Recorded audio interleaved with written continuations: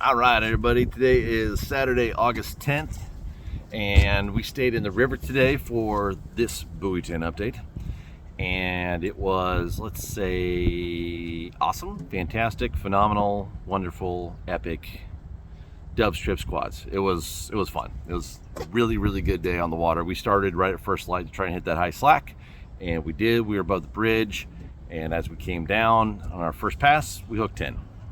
That was fun. And then the rest of the fleet showed up. We got a little crowded in there.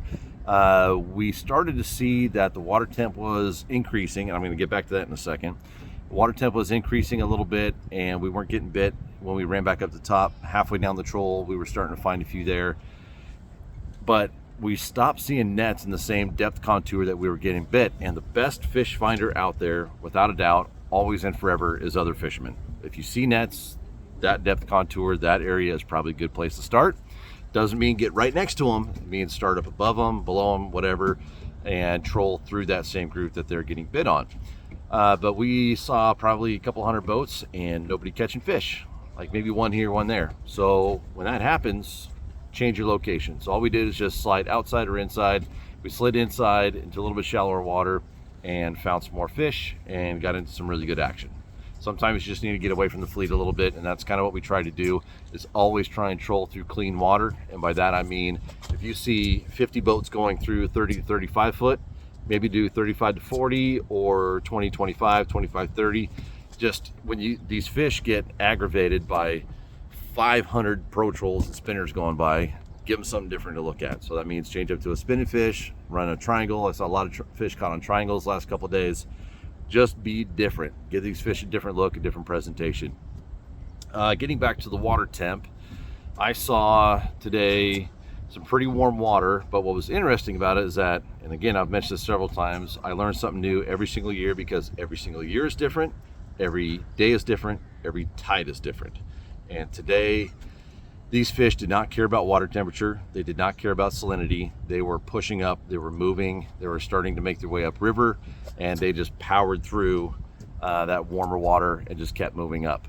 So we kept trolling down, and what we normally do is as the tide drops, the fish will fall back and get below the bridge. And we did drop down below the bridge and fish from the bridge all the way down towards El Waco, and saw maybe a dozen nets. It was really nothing too impressive. And with this smaller exchange, this smaller tide this afternoon or this morning, this smaller outgo is only a 4-foot outgo. And so on that outgo, 4 foot, they're not going to flush quite as far. Our graph was quiet compared to how many fish we saw earlier.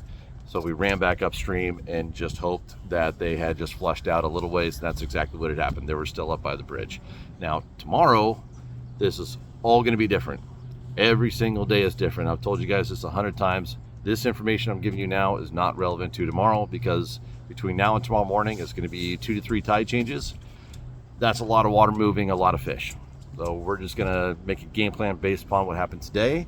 I'll probably start up above the bridge again, but on these smaller tides, the Oregon side tends to fish really well, and there was not a soul, hardly anybody at all over on the Oregon side today. So like I said, sometimes it's good to get away from the fleet, and you can get over here on the Oregon side and maybe get in some really good action all by yourself and not have to play battle boats and be in that washing machine with all the boat weight going all over the place. Be safe tomorrow.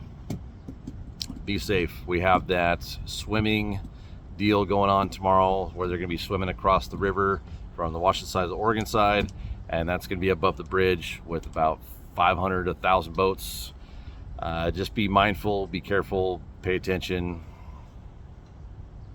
Yeah, well, hopefully that goes off without a hitch.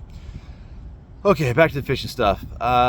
Today, Logan and I set up the rods with 2 different bumper lengths, 25 and a 28 inch. Didn't seem to matter. I had 3 different leader lengths from 18 inches to 30 inches. Didn't matter.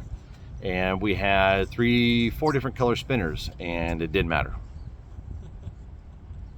So that's helpful, I know. But when you land on fish that want to play, that's what happens. We got bit on white blades pretty good all day, and Bronco and Mexican hat. Pretty simple. Some full painted blades, and then the rest are just so full painted, and then the rest just Mexican hat or Bronco.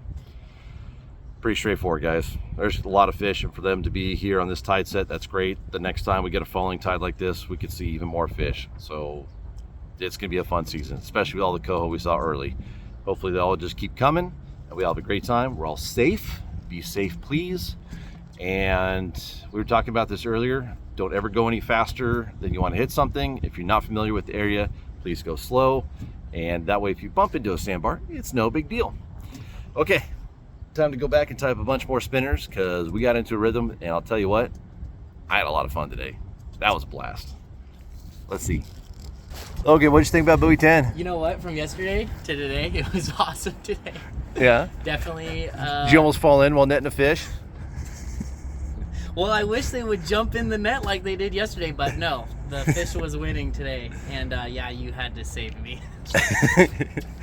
You're little, dude. I can just drag you back in the boat. We got it. And then we got him back in, and it was, yeah, that was awesome. I had a great time. And pretty epic here at Buoy 10, isn't it? Not bad for your first time ever experiencing it. Yeah, it was sweet. I really enjoyed it, and learning from the best. Oh, shucks. So. All right, that's enough of that. That's enough of that. All right, guys, we'll see you tomorrow.